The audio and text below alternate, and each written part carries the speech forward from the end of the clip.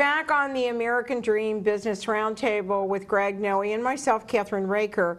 And you know, before the break, we talked about tips. Yes. Let's go over that again in layman's terms. Well, I was mentioning that there were 4 different ownership roles that have to do with the 3 different kinds of owners that we have. And what we're going to do with this, once an investor comes in, as I mentioned, that they're going to buy C shares and they're going to immediately receive some D shares. And we're going to set this up so that once the business starts paying off and there's profits, 3/4 of the profits are going to be allocated to pay off the C shares. We want to pay off the financiers and get them out of the way as soon as possible. Could it be anybody in any company that you're doing this with? Well, startups, or if there's a need for capital infusion. In order to make products, say, for instance. Yeah.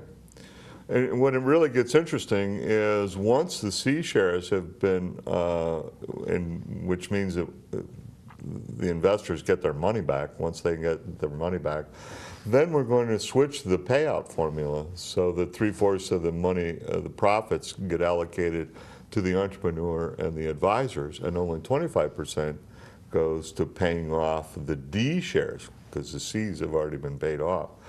And the financiers love this arrangement because they're given a preference in getting their money back. And I've worked with a couple people, and they've had successful operations, startups.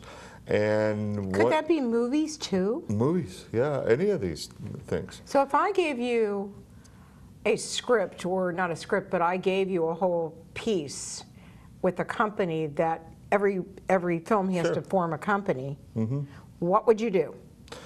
Well, I would first get the entrepreneur's agreement that we would use this kind of an arrangement because he has to agree to taking on sweat equity partners and this financing arrangement. And the great thing about it is that unlike most angel investing situations, angel investors typically want 1,000% return in 3 to 5 years. And the way that generally happens is for them to get bought out or to have an IPO. Well, IPO, initial public offerings, I know what an IPO is. Those are very rare. Right. And the other arrangement, getting bought out or merging or something like that, usually means the entrepreneur's out. So if the entrepreneur wants to build a business and stay with it, this kind of an arrangement that I'm describing, the TIPS program, is probably the best arrangement for that. What if the company needs some money within a certain 3 or 4 months? Is that hard to do? It's doable. It's doable. Again, one of the nice features of this arrangement is that we have prepared all the documents. And so you don't have to go to a law firm and spend $25,000 to have them put together operating agreements and offering memorandum and all those kinds of things. It's all been put together. There's a couple variables that we have to fill in the blanks. Can you give me an example? You don't have to name the entrepreneur or whatever that you've done recently that you got funding for? I'm sworn to secrecy on that. No, I don't mean that you have to give it, but could it have been a building situation? Could it have been Well, the one that we product? took on today, the person is interested in, well, he grows tiny little plants. And you're familiar with that. I know, I'm very familiar with that. And so we took on that project. There's another project that we're working on right now. A registered nurse has come up with a formula for bed bug repellent. And they've gotten a lot of early success selling it to grocery stores and different outlets, and they need capital to go national. and sell it, you know, to the likes of Walmart, Walgreens, and those kinds of places. And so we have an arrangement with them to do that. And then again, that's where our team of people, marketing people, social media guru, internet marketers, and of course I take care of the accounting and finance and tax stuff.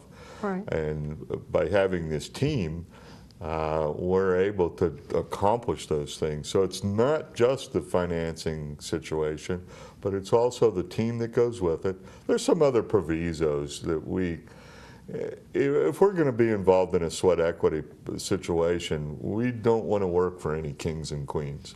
What that means is we want to have a little bit of voting power in case the entrepreneur wants to do something silly. We want to be able to stand up and say, no, no, no, no. What if it's someone, example of a person that I'm working with right now, Yeah. with the chicken trusts. Yes. How would you handle that? Well, that would be a good and interesting project. And again, the structure's all laid out. What we would have to do is, one, convince the entrepreneur that this approach makes sense. Two, convince the advisors that they want to do this, because you remember they're going to provide a lot of services, right, and only get paid from profit. And initially, entrepreneurs, they don't like the idea of giving away equity, you know, part of their business. But when you talk to them about, well, which would you rather do? If you go out to an angel investor and borrow money or acquire money, you're going to have to pay for that money with really high returns, and then turn around and pay the accountant in cash. Don't you think you might be able to get a better deal from the accountant directly? Right. Or from your marketing people, and that's the notion here. Because I run into a lot of these guys, or a lot of different entrepreneurs that are just starting out their business, and they want to, it's funny, they want to get rich quick because of an invention. Right.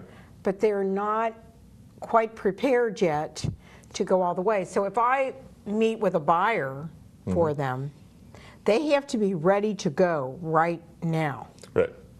And that's what they tend to forget. Right. Well, for example, the gentleman with the tiny little plants, they're cacti and succulents. Right.